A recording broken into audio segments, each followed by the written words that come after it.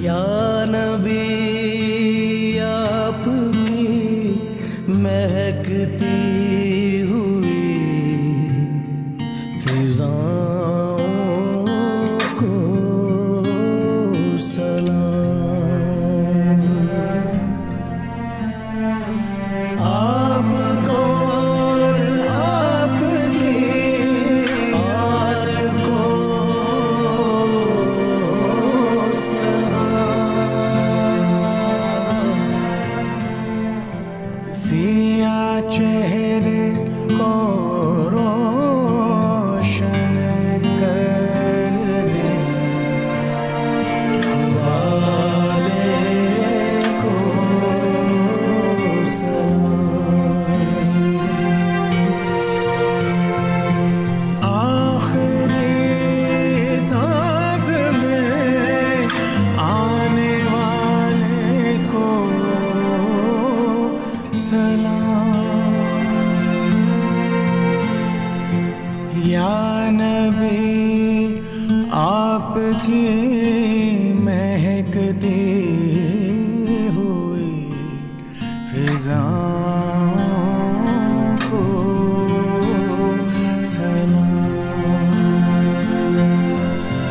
یا نبی سلام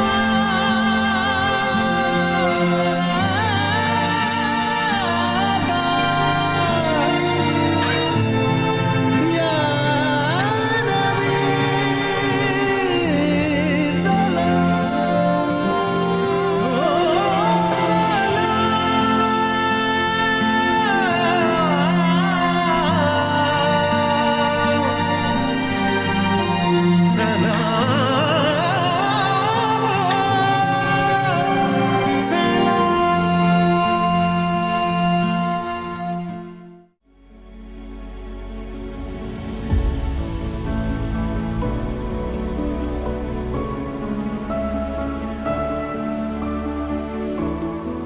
سو آج کی مجلس میں ہم اپنی گفتگو یہاں سے شروع کر رہے ہیں کہ بعض ذہنوں میں یہ خیال بھی آتا ہے کہ اگر خدا ہے تو اس کا پتہ کیا ہے، وہ کہاں ہے۔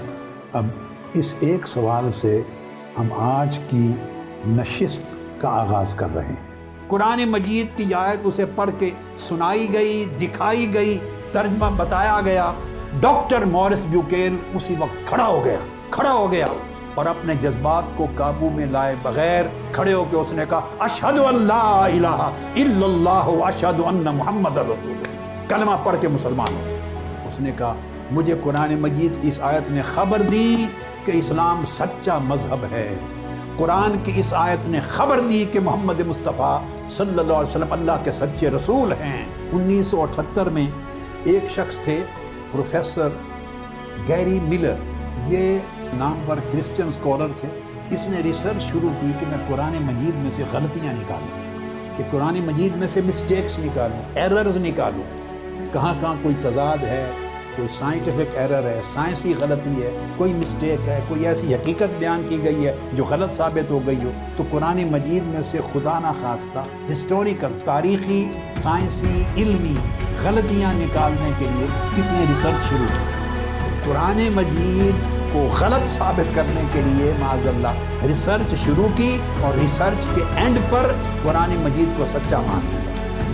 میرے بیٹوں اور میرے بیٹیوں، جس شخص کا میں ذکر کر رہا ہوں اس کو تو حق پانے کے لیے صرف ایک آیت کافی نہیں، اس کے لیے اس رب کی نشانیوں کو سمجھ لینے کے لیے، خدا کے وجود اور اس کی قدرت کے آثار کو جان لینے کے لیے اس شخص کو ایک قرآن کی آیت کافی نہیں۔ آپ کو حق پانے اور حق پر قائم رہنے کے لیے کتنی آیات کی ضرورت ہے؟ وہ قرآن بتاتا ہے کہ خدا ہے، اللہ کی وحی ہے، اور اس کا بھیجا ہوا دین اسلام سچا دین ہے، اور اس کا مبعوث کیا ہوا پیغمبر سچا نبی و رسول ہے، ورنہ اس کے بغیر ان معلومات کی کوئی توجیہ ممکن نہیں ہے۔ میرے آقا کروڑ نیوٹن آپ کے قدموں کی دھول پر قربان، میرے آقا کروڑوں آئنسٹائن آپ کے جوڑوں پر قربان، کروڑوں ایڈمن ہبل آپ کے مقدس جوڑوں کی تہ سے اٹھنے والی گرد کے ذروں پر قربان۔ سائنس سجدہ ریز ہے میرے آقا آپ کے عطا کردہ علم کے آگے۔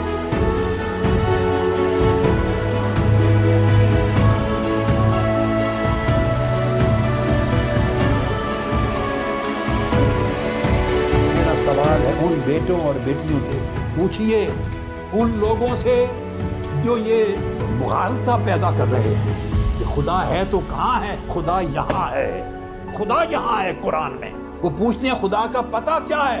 خدا وہ ہستی ہے کہ جو علم آج 1965 میں جا کر ایڈمن ہبل اور ولسن اور پینزیاز کو آج ملا ہے، 50-60 سال پہلے وہ علم تاجدار کائنات نے 1400 سال پہلے انسانیت کو قرآن مجید کی صورت میں عطا کر دیا تھا یہ قرآن۔ ارے نیوٹن تک کہتا تھا کہ کائنات میں حرکت ہی نہیں ہے، آئنسٹائن کہتا تھا کہ حرکت ہے مگر پھیلاؤ کی آئنسٹائن کو خبر نہیں تھی۔ اس پچھلی صدی کا سب سے بڑا نام آئنسٹائن، جس کا تاریخ سائنس میں ایک بہت قداور نام ہے۔